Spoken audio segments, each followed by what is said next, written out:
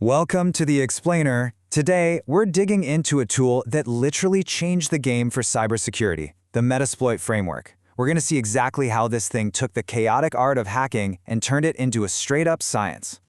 And this quote, it really gets to the heart of the problem Metasploit was built to solve. You see, before tools like it came along, the world of security testing was, well, it was just a mess. All right, let's talk about that mess. Just imagine trying to work with exploits you found scattered all over the internet. I mean, each one was written differently, you had to manually tweak them for every single situation, and you never knew if it secretly had some malicious code baked right in. For the security pros trying to test defenses, it was a total nightmare.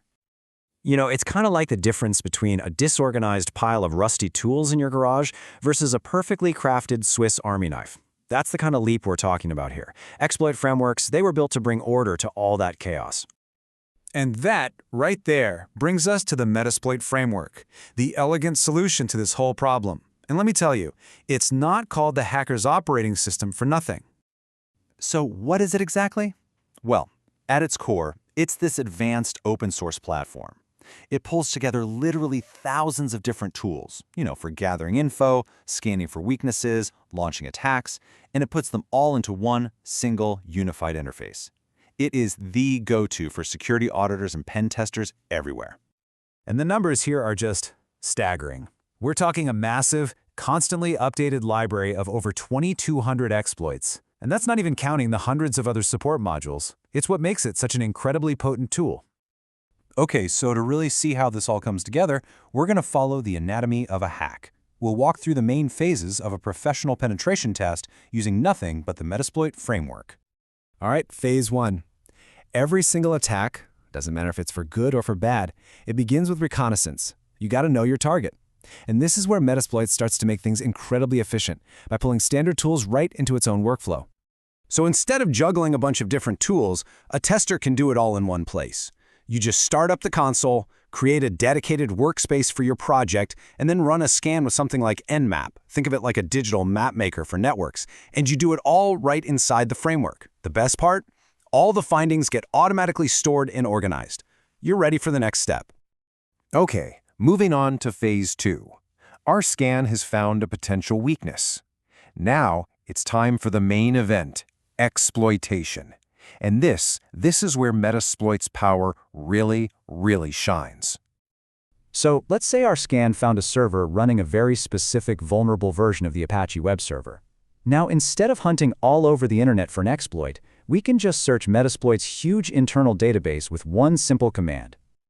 And bam, there it is. Metasploit finds a perfect match, a remote code execution exploit. As soon as we find it, we load the module with a simple use command. Just like that, the weapon is armed and ready. Next up, we just have to aim it. We use the set our hosts command to tell the module our target's IP address. And yeah, our hosts is just short for remote hosts. Okay, and this part is absolutely crucial. We have to choose a payload. Now, the payload, that's the code that will actually run on the target after the exploit does its job and compromises the system. For this example, we'll go with a simple but super effective reverse shell. It's going to give us command line access. So, we've got everything set. The exploit is loaded, the target is locked in, and the payload is chosen. The final command? It's beautifully simple. Just run.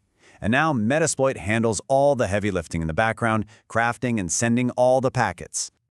And just like that, a single line pops up. Command shell session opened. We're in. That's it.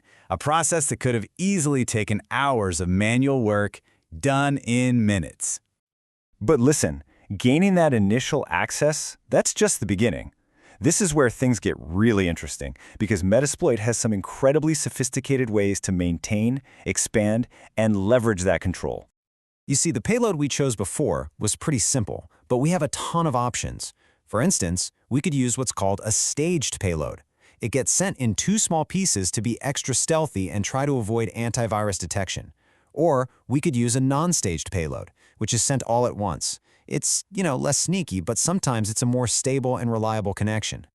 And the size difference here can be huge. That stager, the first part of a staged payload, can be unbelievably small. We're talking just 38 bytes in some cases. That tiny size makes it perfect for slipping through exploits that have really tight limitations on how much code you can send.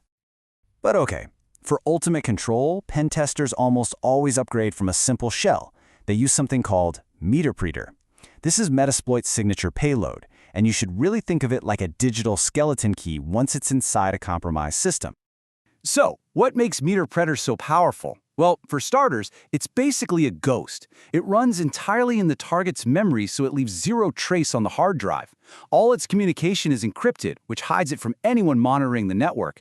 And from there, oh man, it has a whole suite of commands. You can escalate your privileges with get system, you can dump passwords, you can even migrate into other running programs to hide yourself. It can even turn that compromised machine into a launchpad to attack deeper and deeper into the network.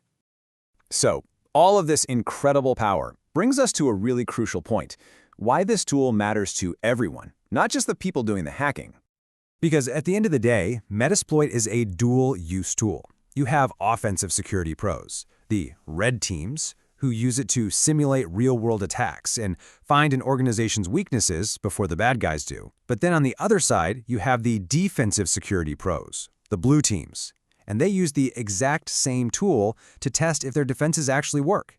They use it to validate that their patches are really effective against these known exploits. So what you've got is a constant arms race. Metasploit is the weapon of choice for both sides of the fight. And it really proves that in the world of cybersecurity, the absolute best defense is a deep, practical understanding of the offense.